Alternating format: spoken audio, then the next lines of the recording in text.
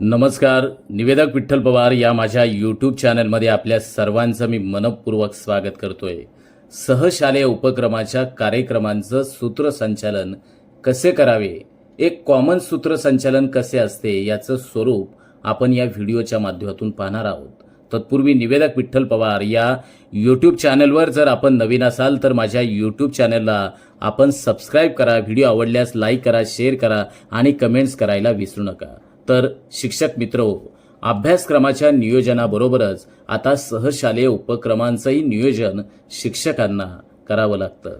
शालेय वातावरण नेहमी चैतन्यमय ठेवावं लागतं आणि या उपक्रमातूनच विद्यार्थ्यांचा विकास घडत जातो आणि विद्यार्थी स्थिर होतो आणि शिक्षण प्रक्रिया अधिक सुलभ होते. मग सहशालेय उपक्रम कोणकोणते असतात हे प्रथम आपण या ठिकाणी समजावून घेणार आहोत.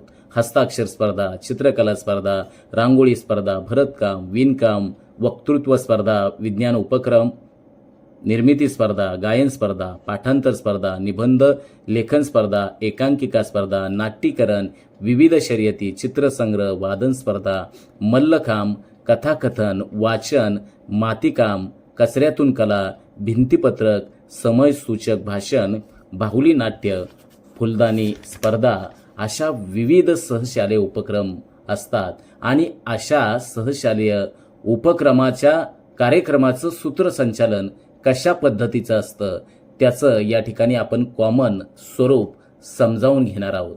तर चला तर पाहणार आहोत सहशालेय उपक्रमांचं सूत्रसंचालन, एक कॉमन स्वरूप आपण या ठिकाणी पाहतोय. एक, कार्यक्रमाची सुरुवातीला स्वागतपर वाक्य. नमस्कार. शिक्षण म्हणजे केवळ पुस्तकी ज्ञान नाही, तर विद्यार्थ्यांच्या सर्वांगीण विकासासाठी विविध कौशल्यांचे जतन आणि जोपासना होणं अत्यंत गरजेचे आहे. आणि याच उद्देशानं आजचा सहशालेय उपक्रम जिल्हा परिषद प्राथमिक शाळा करंदी खेबा येथे आयोजित करण्यात आलेला आहे.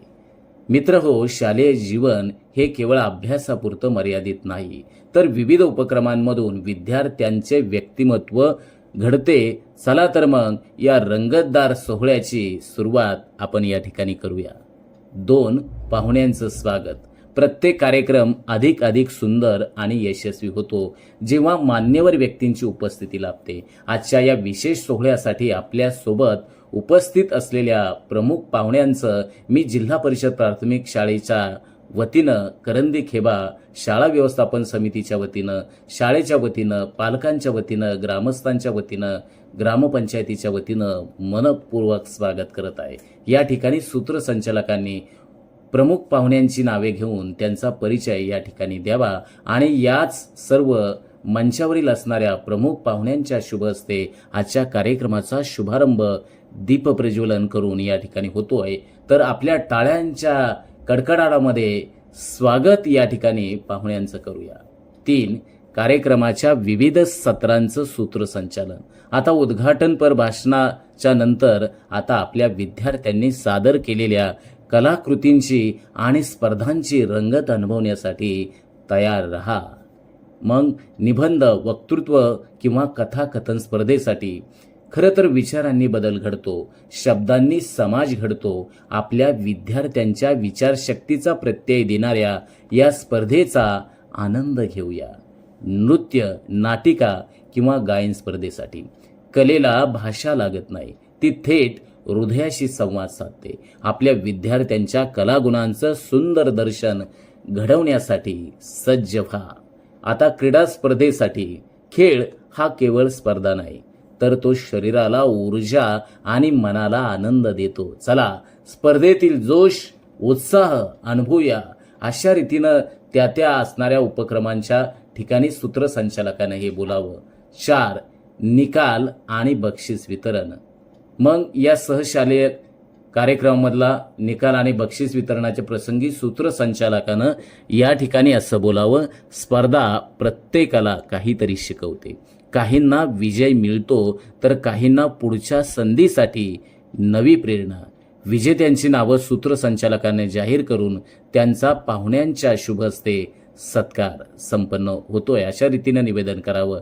आणि शेवटी 5, समारोप. आजचा हा कार्यक्रम आठवणींच्या कप्प्यात कायमच कोरला जाईल.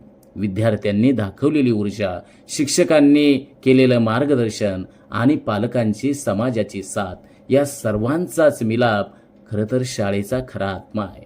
ही केवळ सुरुवात आहे. असे उपक्रम आपण या पुढच्या काळात देखील घेत राहूया आणि विद्यार्थ्यांच्या सर्वांगीण विकासासाठी नवनवे मार्ग शोधूया. आजच्या कार्यक्रमासाठी सहकार्य करणाऱ्या सर्वांचं मनपूर्वक आभार मानतो आणि या सकारात्मक ऊर्जेसह आपण आजचा कार्यक्रम संपूया. धन्यवाद. आमच्या चॅनलवर नवीन असाल तर सबस्क्राईब बटनावर क्लिक करा आणि बेल आयकॉन प्रेस करा.